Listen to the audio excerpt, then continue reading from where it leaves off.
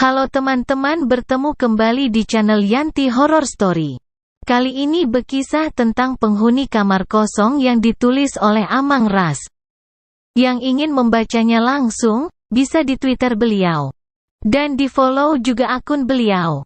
Link saya sertakan di deskripsi. Yuk kita tonton videonya, jangan di skip, dan jangan lupa di subscribe, like, komen dan share. Tahun 2020 lalu ada sepasang suami istri yang baru beberapa bulan menikah, dan suaminya ini bekerja di salah satu perusahaan batu bara yang ada di Kalimantan. Karena suaminya hanya mendapatkan cuti 3 bulan sekali, akhirnya istrinya ini pun memutuskan untuk ikut suaminya ke daerah MN, daerah tempat suaminya bekerja. Namun karena di sana mesnya khusus untuk karyawan saja, tidak diperkenankan untuk membawa anak istri. Maka dari itu mereka terpaksa harus mengontrak salah satu rumah yang tidak begitu jauh dari lokasi suaminya bekerja. Biar lebih gampang kita sebut saja nama suaminya Ian dan istrinya Lita. Nah, rumah itu sudah cukup lama kosong dan tidak terurus. Di dinding-dinding rumahnya pun sudah banyak terdapat coretan-coretan tangan yang tidak bertanggung jawab. Sehingga Ian harus membagi waktu antara bekerja dan memperbaiki sedikit demi sedikit bagian rumah yang rusak. Rumah itu disewakan satu buah utuh dengan 4 kamar tidur, 1 sumur, 2 kamar mandi, dan 1 WC. Karena mereka hanya berdua, jadi 3 kamar lainnya dibiarkan kosong dan terkunci. Harga sewanya per bulan pun tergolong sangat murah untuk ukuran satu buah rumah, hanya berkisar sekitar 300 ribuan saja. Di sekitar rumah itu hanya ada kebun pisang yang rimbun, sama sekali tidak ada tetangga. Tapi ada sebuah warung yang jaraknya sekitar 700 meteran dari rumah itu. Singkatnya, setelah selesai perbaikan, Lita pun datang menemui suaminya. Dia bersama seorang adiknya yang diminta untuk menemani Lita karena pada saat itu ternyata Lita sedang hamil muda, baru 4 mingguan. Harusnya kamu tidak usah memaksakan diri ke sini, apalagi sekarang kamu lagi hamil muda begitu. Kalau sampai terjadi apa-apa pada kandunganmu bagaimana? Ujar Ian yang baru mengetahui istrinya tengah hamil. Tapi tidak terjadi apa-apa kan? Anak kita kuat kok. Ian terdiam, tangannya masih mengelus-ngelus perut istrinya. Kandunganmu masih sangat muda, jadi kumohon jangan terlalu memaksakan diri. Kamu harus banyak istirahat. Aku tidak mau terjadi apa-apa pada kalian berdua, ujar Ian. Dika libur, tanya Ian pada Lita. Iya, seminggu. Kalau Dika pulang dan aku masuk shift malam, kamu akan sendirian di sini. Aku khawatir terjadi apa-apa padamu saat aku tidak ada di rumah. Aku berani kok sendirian, nanti tinggal kamu tambahkan palang saja di pintu-pintu dan jendela, biar tidak ada orang jahat, karena yang paling menakutkan itu penjahat, bukan hantu, ujar Lita. Kamu tidak tahu keadaan di sini sayang, sangat tidak aman, apalagi kamu sedang hamil begitu. Kalau tentang penjahat, maling atau perampok, di sini cukup aman. Selama aku bekerja di sini, aku belum pernah mendengar kabar tentang perampokan dan lain-lain. Nah, apalagi kalau begitu, aku jadinya semakin berani untuk tinggal di sini. Tapi, perkataan Ian terhenti. Raut wajahnya mendadak pucat. Tapi apa? Tanya Lita penasaran. Tidak jadi, bukan apa-apa. Ian mengalihkan pandangannya. Kini matanya menerawang ke langit-langit kamar, mengingat kejadian yang menimpa istri temannya beberapa bulan lalu. Waktu mereka baru pindah ke kontrakan yang ada di dekat pelabuhan, seminggu setelah pindah ke sana, istri temannya yang hamil 4 bulan itu mendapat gangguan sehingga mengakibatkan anak yang dia kandung tidak selamat. Menurut pengakuannya, pada shift malam suaminya bekerja, suaminya tiba-tiba pulang dan meminta jatah pada istrinya. Entah bagaimana setelah melakukan hubungan suami istri tersebut, si istri mendadak merasakan sakit yang luar biasa pada kandungannya. Pendarahan hebat terjadi. Untungnya di sebelah kontrakan mereka pada saat itu ramai orang, sehingga si istri temannya tersebut langsung mendapatkan pertolongan dan berhasil diselamatkan. Namun malang bagi janinnya yang tidak bisa diselamatkan. Konon katanya yang pulang pada malam kejadian itu bukanlah suaminya, melainkan makhluk halus yang menyerupai si suami.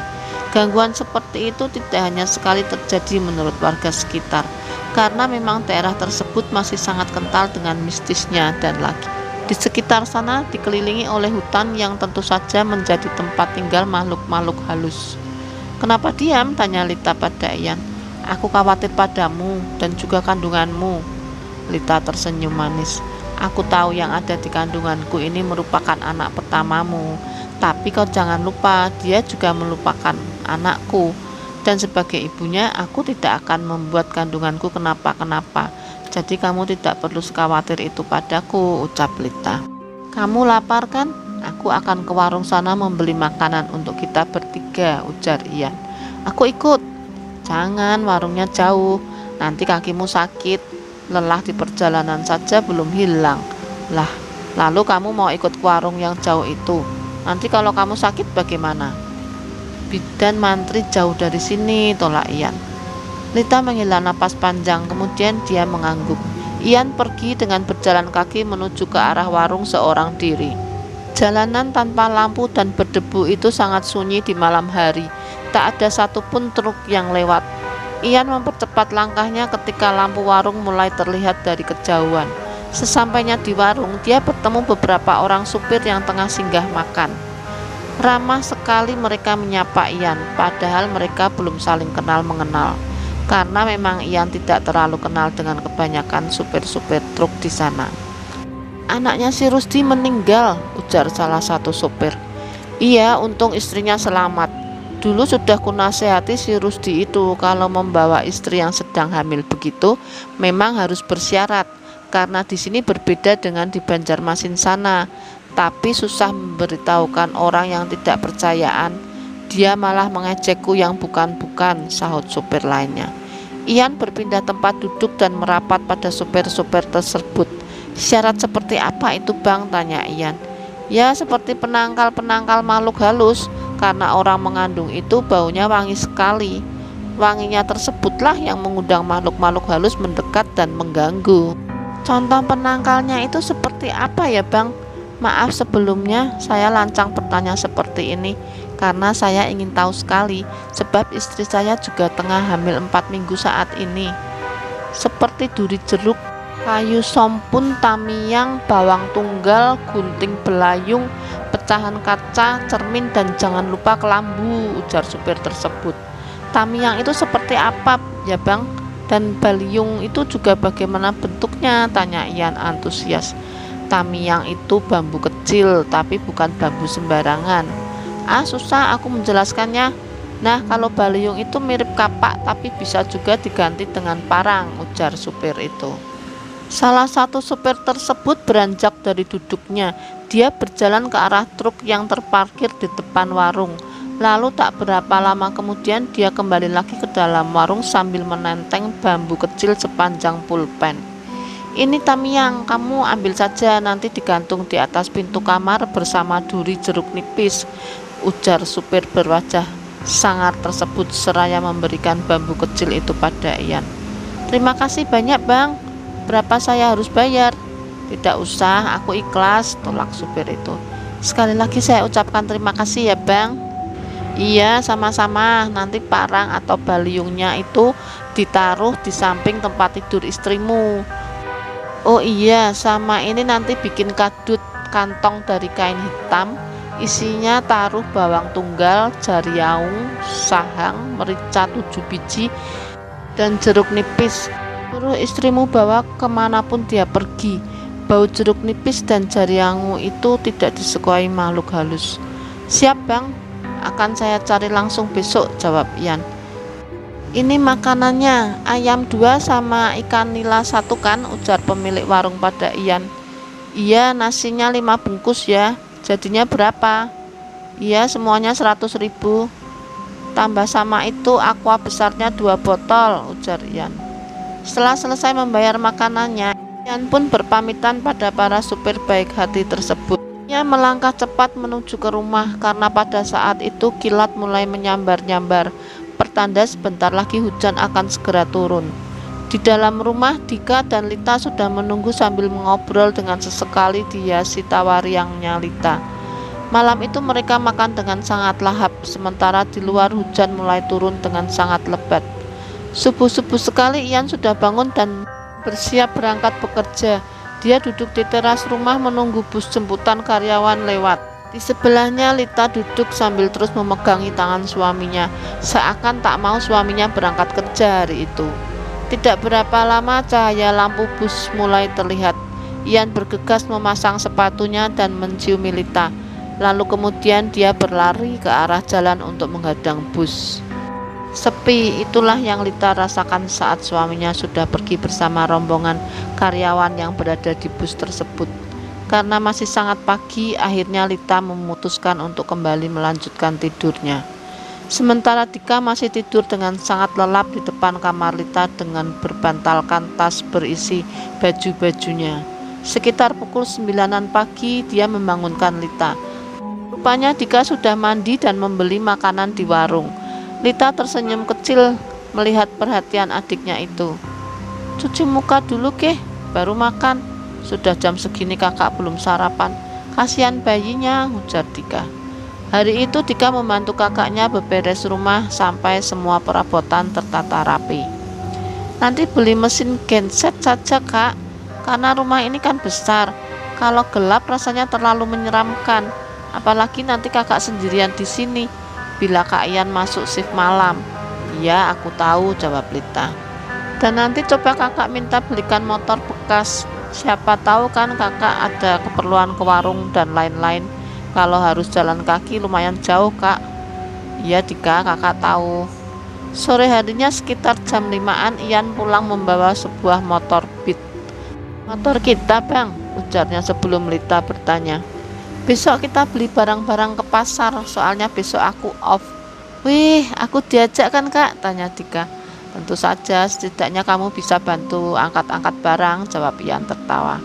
Ketika Ian mandi, Dika disuruh oleh Lita untuk membeli makanan ke warung. Sementara Lita menyiapkan pakaian suaminya. Tiba-tiba dia merasa ada hembusan angin seperti ada yang lewat di belakangnya, membuat bulu kuduk Lita seketika meremang. Sayang, menurutmu kita beli tenaga surya saja atau genset? Tanya Ian mengagetkan Lita. Ah, kau mengagetkan aku. Terserah saja, menurutmu bagus yang mana? Ujar Lita kesal. Lah, kok marah? Aku kan cuma bertanya pendapatmu. Kau sadar tidak, sudah mengagetkan aku dengan cara muncul dan bertanya tiba-tiba begitu. Ya, aku minta maaf kalau kamu merasa terkagetkan olehku. Ampun, maafkan aku. Tolong jangan sakiti aku. Terdengar suara Dika yang meracaukan, kata-kata yang sama berulang-ulang. Lita lantas keluar untuk memeriksa keadaan adiknya tersebut. Takut kalau ada sesuatu yang terjadi pada sang adik kesayangannya. Rupanya Dika hanya tengah mengigau. Matanya masih tertutup rapat, namun keringatnya bercucuran. Dika, Dik, bangun Dika. Dika terbangun dengan nafas yang terengah-engah, seperti orang yang baru saja berlari puluhan kilometer. Mimpi apa kamu, ha? Sampai mengigau begitu? Aku mimpi ada kurungan ayam ditutup kain hitam, dan sebuah kepala dengan rambut acak-acakan menutupi wajahnya muncul dari atas kurungan ayam itu, Kak. Perlahan-lahan, kurungan itu berubah menjadi sosok perempuan berambut panjang dengan pinggang yang sangat besar dan tubuhnya sangat tinggi. Dia menghampiriku, dia hendak mencapik-capikku dengan kukunya yang panjang. Aku sangat ketakutan, Kak, cerita Dika dengan nafas yang masih ngos-ngosan. Lita menarik napas panjang. Dia kemudian membelai-belai rambut sang adik. Itu hanya mimpi, Dik. Kak, mendadak perasaanku tidak enak. Sebaiknya kakak ikut aku pulang saja ya. Aku takut terjadi sesuatu yang buruk pada kakak dan keponakanku, rakyat Dika.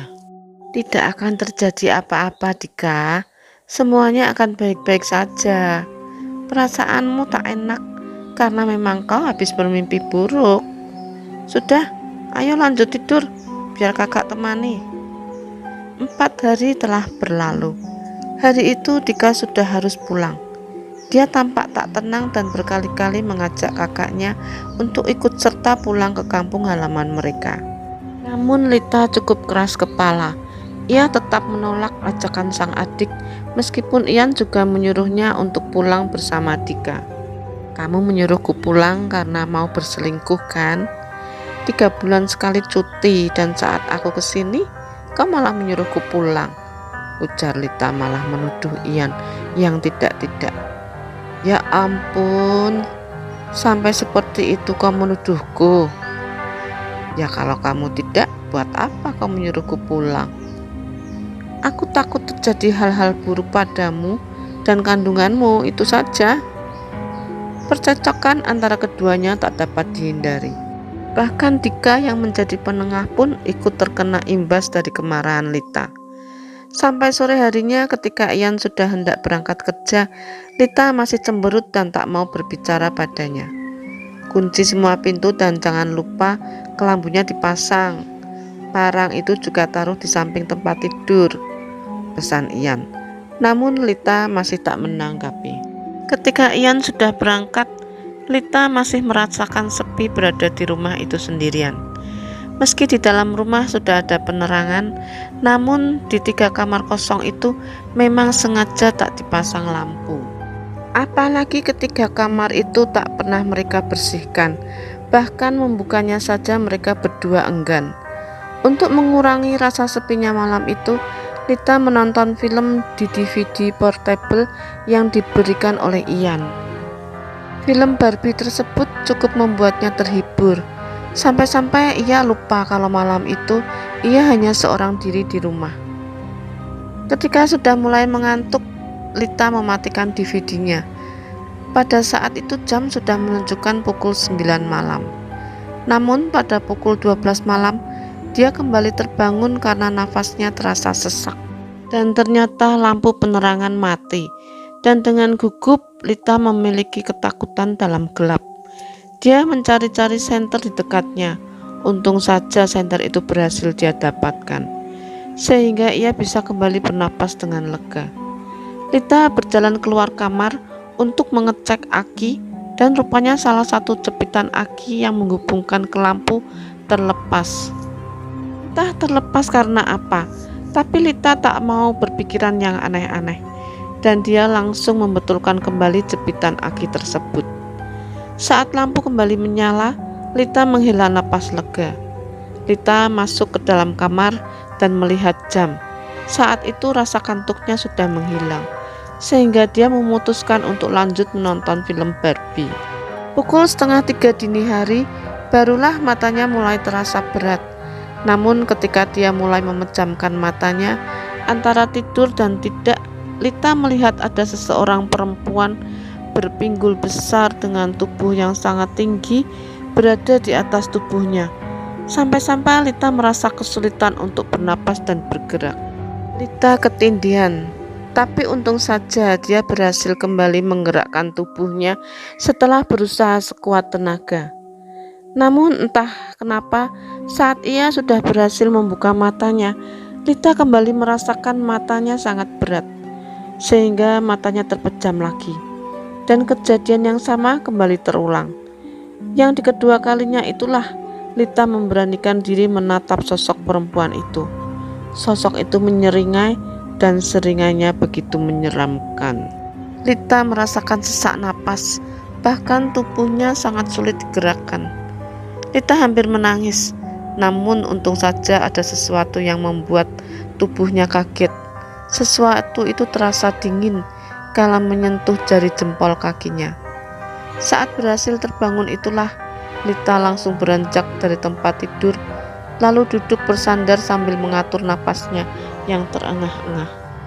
Akhirnya Lita takut untuk kembali tidur lagi. Dia memutuskan untuk memasak di dapur sembari menunggu kepulangan suaminya. Sekitar pukul 5 subuh, Ian datang. Tapi Lita sama sekali tidak menceritakan apa yang dia alami semalam. "Kok bangunnya pagi sekali?" tanya Ian. "Iya, rasanya aku lapar, makanya aku memasak," jawab Lita. Ian mengangguk lalu mengganti pakaian kerjanya dengan kaos oblong berwarna putih. Ia duduk di dekat Lita yang tengah memasak. "Oh iya, nanti kalau sudah gajian aku minta 2 juta ya untuk bayar uang motor itu," ujar Ian. "Harusnya kamu tidak perlu membeli motor segala, apalagi sampai berhutang. Kasihan temanmu yang punya motor itu kan. Dia juga pasti membutuhkan uang hasil penjualan motornya dengan cepat, tapi kamu bayarnya malah dikredit." Ian terdiam. Ia mengangguk-anggukkan kepalanya yang terasa gatal karena mendengar omelan Lita. Malam itu Lita tidur lebih awal dikarenakan semalam ia tidak tidur dari jam 12 hingga pagi. Akan tetapi lagi-lagi pada pukul 12 malam lampu kembali mati, dan ketika dicek penyebab mati lampu itu sama seperti kemarin malam. Ketika lampu kembali menyala dan Lita sudah kembali masuk ke dalam kamar, ia tak bisa memejamkan matanya. Lita berusaha untuk kembali tidur, namun matanya tetap tak bisa terpejam. Lita mulai resah, terlebih lagi ketika dia mulai mendengar suara seseorang tengah menyapu halaman rumahnya. Suara gesekan sapu lidi pada tanah itu terdengar jelas sekali. Apalagi pada malam itu sama sekali tidak terdengar truk-truk yang mengangkut batu bara lewat. Lita langsung bangun dari tempat tidur dan kemudian mengambil DVD portable-nya. Dia memutar film Barbie dengan volume yang cukup nyaring. Tapi hal itu tidak membuat rasa takut serta was-wasnya hilang. Dan di saat-saat seperti itulah bayangan tentang sosok perempuan yang muncul antara bangun dan tidurnya semalam kembali muncul. Seketika bulu-bulu di tubuhnya langsung meremang. Lita tak fokus pada alur film Barbie yang diputarnya. Pikirannya benar-benar kacau saat itu. Apa aku harus ke warung saja ya? Batinnya. Tapi tidak, karena kalau sampai suamiku tahu aku ketakutan begini, pasti aku disuruh pulang ke kampung. Lita mengecek HP-nya, dan ya tidak ada sinyal di tempat itu. Lita hampir menangis, namun tiba-tiba terdengar suara ketukan dari pintu rumah. Mata Lita langsung melotot ketakutan, tetapi rasa takutnya langsung hilang begitu dia mendengar suara Ian yang memanggil namanya. Segera Lita berlari keluar kamar untuk membukakan pintu rumah. Di luar Ian terlihat tidak seperti biasa. Wajahnya pucat dan tak banyak tersenyum. "Kamu sakit?" tanya Lita khawatir, seraya meletakkan punggung tangannya di dahi Ian yang langsung ditepis oleh lelaki itu. "Aku baik-baik saja," jawabnya sebelum melangkah masuk ke dalam rumah. Namun anehnya Ian tak bergeming ketika dia diajak masuk ke dalam kamar oleh Lita. Ia malah berdiri mematung di depan kamar sambil menatap kelambu yang tergantung. "Di dalam gerah, aku ingin tidur di luar saja," ucap Ian dengan suara yang berat. Lita mengerutkan alisnya, bingung. "Tak seperti biasanya," batin Lita. "Lita, bisakah kau keluar temani aku?" panggil Ian, yang semakin membuat Lita bingung. Karena tak seperti biasanya, malam itu ia memanggil namanya beberapa kali. "Aku sudah ngantuk, lebih baik kau masuk ke dalam kamar. Tak pantas sama sekali di sini," jawab Lita dari dalam kelambu. Tiba-tiba terdengar suara bantingan pintu di luar. Namun saat akan mengeceknya, Lita merasa berat hati, sehingga ia membiarkan saja suara itu tanpa tahu apa yang sedang dilakukan oleh Ian. Sekitar pukul 5 subuh, Ian masuk ke dalam rumah dengan marah-marah, membangunkan Lita yang masih tertidur di dalam kelambu. "Kenapa pintu tidak kau kunci semalaman, ah?" tanya Ian dengan nada marah. "Lah, bukannya semalam kamu yang terakhir masuk ke rumah?" jawab Lita balas marah. Aku baru saja pulang." Lita terdiam, wajahnya seketika berubah. "Kau jangan bercanda. Jelas-jelas malam kau pulang ke rumah. Kau mendengar suara bus atau truk singgah. Kalau memang aku pulang, tidak mungkin aku berjalan kaki." Lita terdiam. Dia memang tidak mendengar adanya suara bus ataupun truk yang singgah semalam. Terus kalau yang pulang semalam bukan Ian, Lalu siapa? Akhirnya saat itu juga Lita menceritakan kejadian yang ia alami selama ia tinggal sendiri di rumah tersebut. Kenapa baru kau ceritakan sekarang? Tanya Ian marah. Aku takut kalau aku ceritakan kamu akan menyuruhku pulang. Kau tahu selama hamil ini aku tidak ingin jauh-jauh dari kamu. Ian menghela napas panjang. Untung saja istrinya semalam tak mau menuruti keinginan sosok yang menyerupainya itu. Kalau tidak, kemungkinan hal yang sama dengan apa yang sudah dialami oleh istri temannya dulu akan terulang kembali pada Lita. Pagi-pagi sekali Ian mengajak Lita untuk pergi menemui salah satu temannya yang merupakan orang asli daerah itu. Kedatangan Ian dan Lita tentu disambut baik oleh keluarga temannya tersebut. Bahkan mereka diajak sarapan bersama dan mengobrol hangat layaknya keluarga sendiri. Apa Ian? Tanya Dodi. Aku mau minta bantuanmu. Tolong carikan aku orang yang bisa memagari rumah yang kukontrak itu. Kalau bisa secepatnya, Dot, karena istriku sering diganggu di rumah itu. Ada sih, tapi beliau itu sering tidak ada di rumah, Yan. Tapi kalau kau mau, aku bisa mengantarmu ke sana sekarang. Kita cek dulu orangnya ada atau tidak, ujar Dodi. Iya boleh, jawab Ian cepat. Sekitar pukul 7 Ian dan Dodi berangkat ke rumah orang yang dimaksud oleh Dodi tadi. Untungnya orang yang dimaksud oleh Dodi itu sedang ada di rumah. Beliau saat itu sedang mengasah parang, mungkin karena hari itu beliau akan berangkat ke hutan. Setelah berkenalan dan berbasa-basi, Dodi menjelaskan maksud kedatangan mereka berdua ke sana. Rumah miliknya si Anu itukah? Tanya Amang Jaman. Iya Mang, jawab Dodi. Amang Jaman nampak terdiam setelah mendengar jawaban Dodi tersebut. Tolong Mang, saya benar-benar minta tolong, ucap Ian memelas. Sebenarnya aku hari ini ingin memeriksa ladang, tapi tidak apa-apa, aku akan ke rumahmu lebih dulu, ujar Amang Jaman setelah beberapa saat kemudian. Terima kasih banyak Mang. Singkat cerita, setelah Amang Jaman bersiap-siap, mereka pun pergi ke rumah kontrakan Ian. Mereka singgah sebentar di rumah Dodi untuk menjemput Lita. Sesampainya di rumah kontrakan itu, Amang Jaman langsung masuk begitu dipersilakan oleh Ian. Jadi sosok yang menyerupai suamimu itu tidak berani masuk ke dalam kamar? Tanya Amang Jaman memastikan pada Lita. Iya, katanya di dalam panas, jawab Lita. Saat Amang Jaman masuk ke dalam kamar itu, matanya langsung tertuju pada barang-barang yang tergantung di atas pintu kamar. Setelah itu beliau langsung berjalan keluar kamar dan berjalan ke arah ketiga kamar kosong. Saat tiba di depan salah satu kamar kosong tersebut, langkah beliau terhenti. Ada kunci untuk kamar ini? Tanya Amang Jaman pada Ian. Tidak ada Mang, katanya kunci kamar itu sudah hilang, jawab Ian. Aku merasa seperti ada sesuatu di kamar ini, ujar Amang Jaman seraya mengelus-ngelus pintu kamar tersebut. Apa gangguan semalam dari kamar ini? Tanya Ian. Kurasa tidak, tapi yang tinggal di sini tidak menyukai kehadiran kalian. Lalu kami harus apa, Mang? Apa kami pindah saja? Jawab Ian. Pindah dari sini tidak akan menyelesaikan masalah. Istrimu itu lemah bulu, jadi dimanapun kalian tinggal pasti akan diganggu. Dulu di tanah rumah ini ada ruak, dan saat rumah ini dibangun, ruak itu ditimbun dengan tanah. Setelah rumah ini jadi, pemiliknya cuma bertahan 1 tahun tinggal di sini.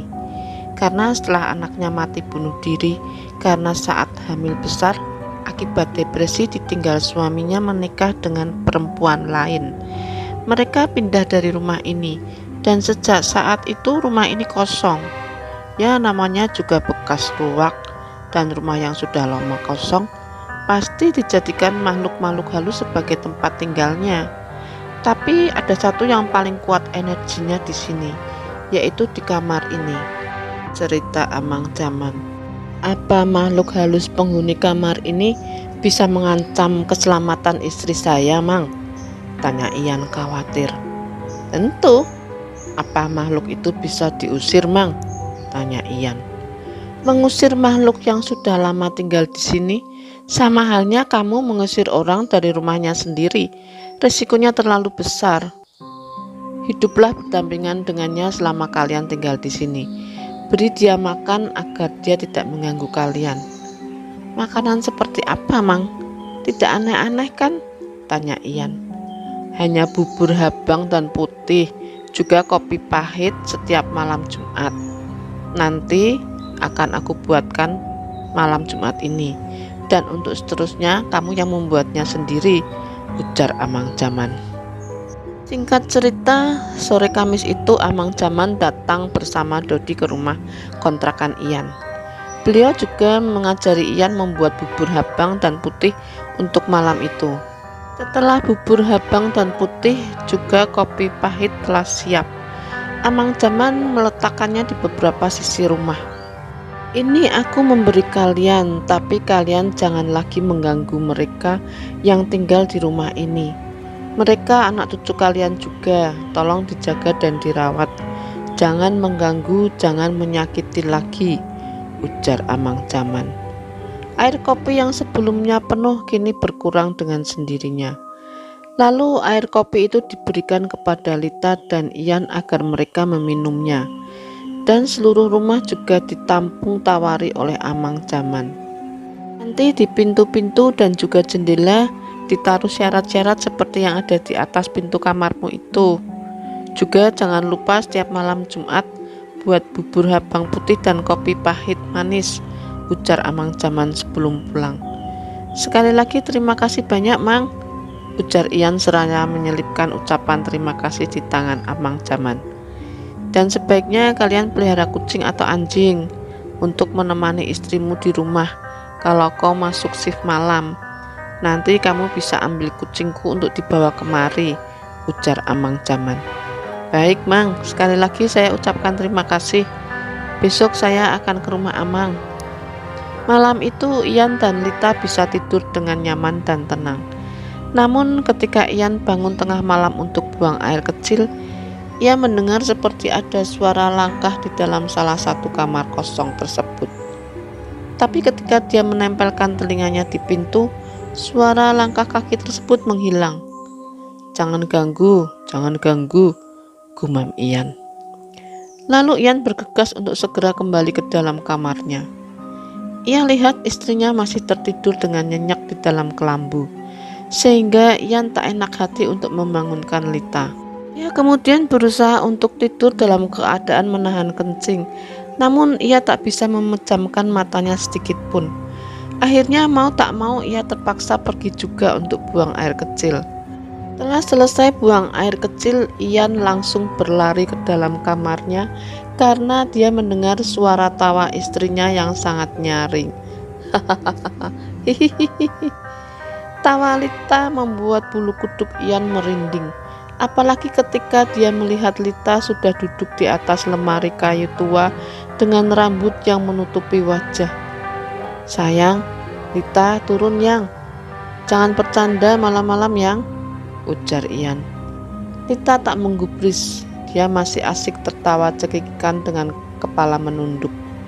Suara kriot dari lemari tua itu membuat Ian ketakutan kalau Lita sampai terjatuh ke lantai. Sayang, ayo turun yang, jangan bercanda yang, ujar Ian lagi seraya berusaha meraih kaki istrinya yang menjuntai. Tiba-tiba tubuh Lita menjadi lemas seketika setelah Ian menyentuh kakinya. Setelah membaringkan istrinya di tempat tidur, Ian duduk di depan kelambu. Ian termenung memikirkan kejadian yang baru saja ia alami.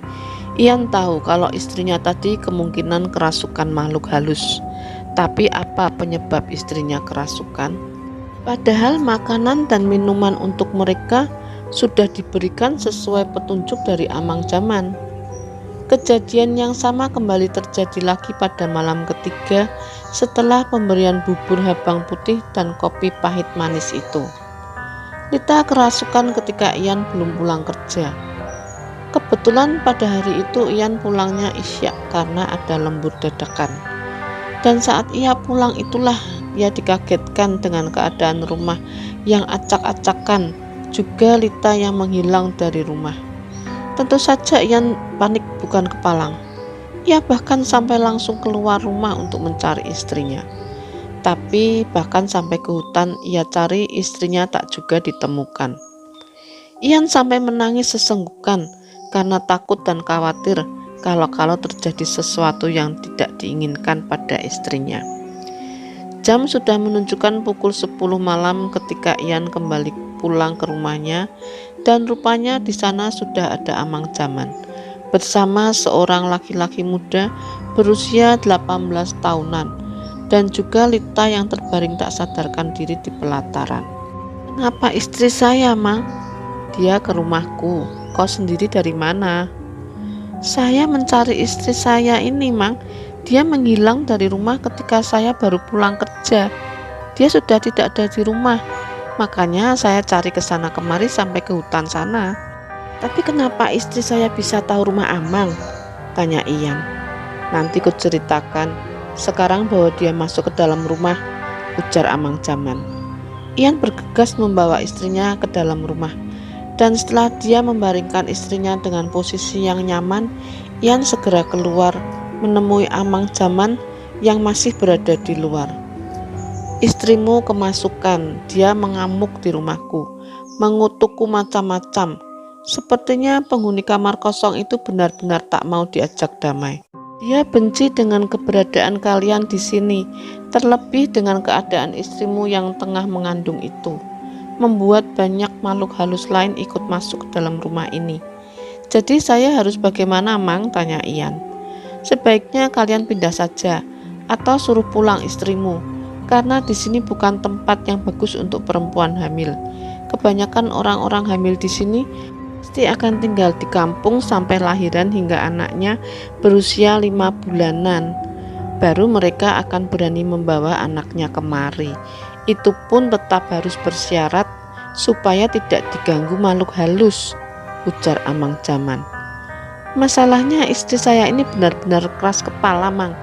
Dia tidak akan mau pulang ke kampung. Sementara saya juga khawatir dengan keadaannya kalau masih berada di sini." Amang Jaman terdiam. "Tapi kalau saya harus berhenti kerja demi istri saya rela, Mang. Saya akan melakukan apapun untuk istri saya." "Kalau berhenti bekerja, kurasa jangan. Karena bagaimanapun kau sudah nyaman kerja di sini. Lagi pula mencari pekerjaan sekarang ini susah. Terlebih kau juga butuh uang untuk lahiran istrimu nanti. Lalu solusinya apa, Mang?" "Aku akan mencoba mengusirnya dari sini," ujar Amang Jaman. "Apa tidak terlalu berbahaya?" "Lalu bagaimana lagi? Kalian pindah ke sana kemari pun belum tentu aman, kan?" Ian terdiam. Malam itu Amang Jaman dan pemuda itu menginap di rumah tersebut untuk menemani Ian dan Lita. Awalnya semua normal-normal saja.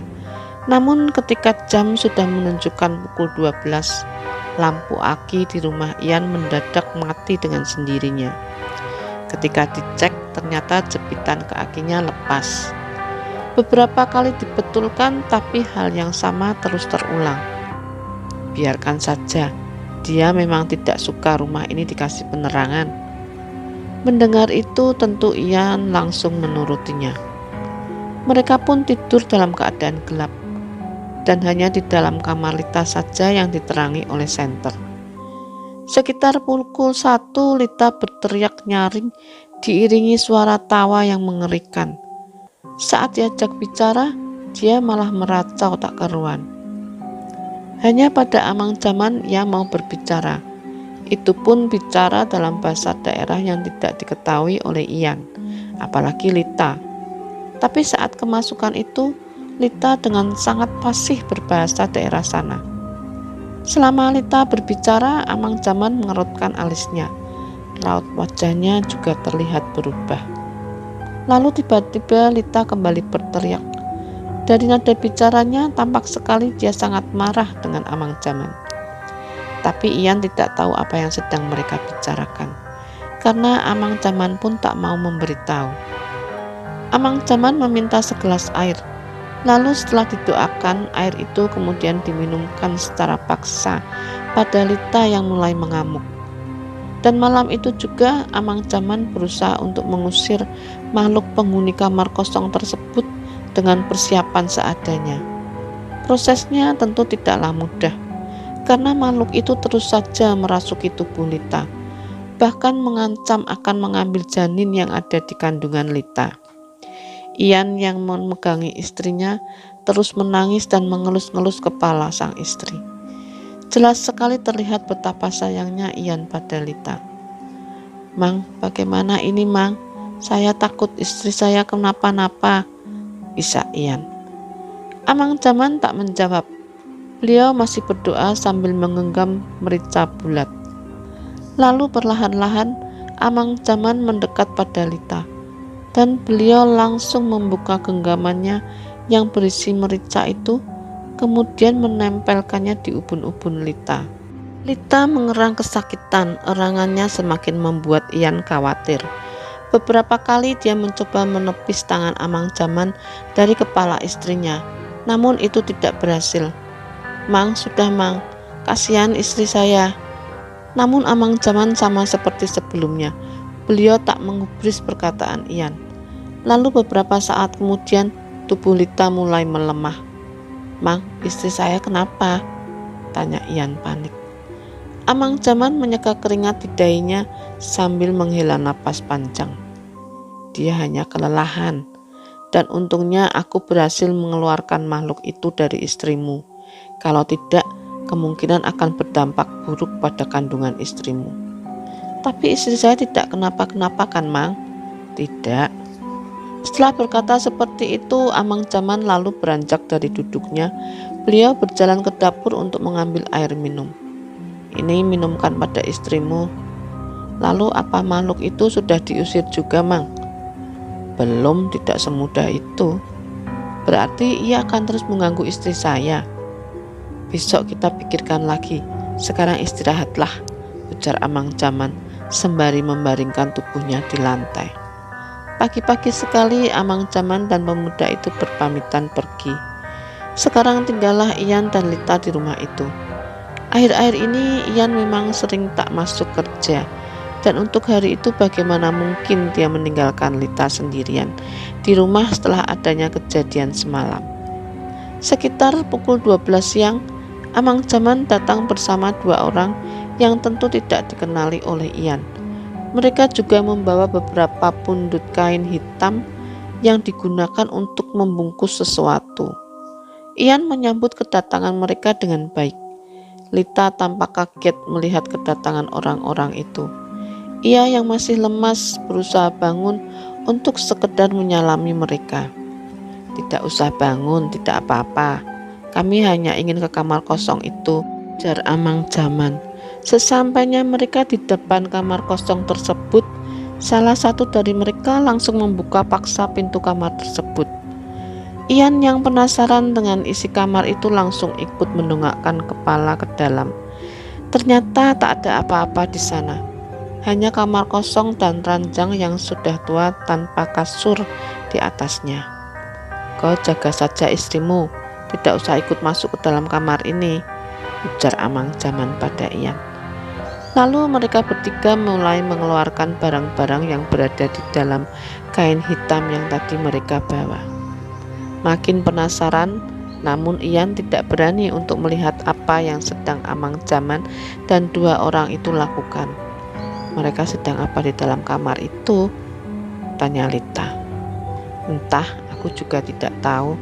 Tapi apapun yang mereka lakukan itu semoga saja bisa membantu kita." Lita mengangguk. Sesekali Lita memijit-mijit bagian tubuhnya yang terasa sangat sakit. Cukup lama Amang Jaman dan kedua orang itu di dalam kamar kosong tersebut.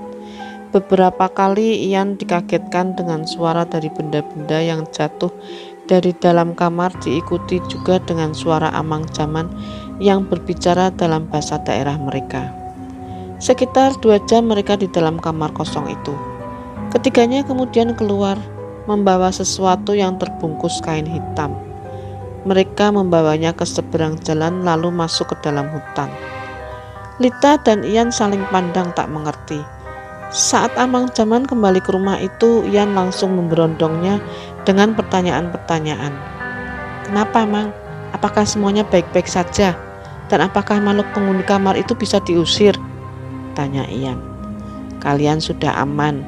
Penghuni kamar kosong itu sudah kami pindahkan ke salah satu pohon yang ada di dalam hutan sana," ujar Amang Jaman. "Tapi ia tidak akan kembali ke sini lagi kan, Mang?" "Tidak akan." Dengar jawaban Amang Jaman itu, Ian menghela napas lega. Ia tersenyum menatap sang istri. Amang Jaman dan kedua temannya itu juga memagari rumah tersebut agar mereka yang berniat mengganggu tidak bisa masuk ke dalam rumah. Sorenya ketika mereka berpamitan pulang, tak lupa Ian memberikan tanda terima kasihnya kepada Amang Jaman dan kedua teman beliau yang sudah membantunya. Sejak saat itu kehidupan Ian dan Lita di rumah tersebut aman dan tentram tanpa adanya gangguan lagi. Hingga usia kandungannya mencapai 7 bulan, ibu dan adik dari Lita datang ke sana untuk menjemputnya. Karena dalam beberapa bulan lagi Lita akan segera melahirkan. Singkatnya, beberapa bulan berlalu cepat. Tak terasa Lita melahirkan bayi laki-laki yang sehat dan tanpa kurang suatu apapun. Saat usia anaknya 5 bulan, Ian dipindah tugaskan ke daerah yang lumayan dekat dengan kampung halamannya. Meskipun Ian cuti 3 bulan sekali, tapi setidaknya di daerah tempat kerjanya yang baru, ia bisa selalu memberi kabar kepada istrinya melalui panggilan telepon, dan istrinya bisa fokus untuk mengurus anak mereka di rumah tanpa harus ikut ke tempat kerja Ian lagi. Pengalaman di rumah itu tidak akan pernah bisa aku lupakan. Kuharap itu adalah pengalaman pertama dan yang terakhir bagiku berurusan dengan mereka. Dan untungnya aku mempunyai teman-teman yang baik dan dikelilingi oleh orang-orang baik ketika tinggal di sana, ujar Ian mengakhiri ceritanya.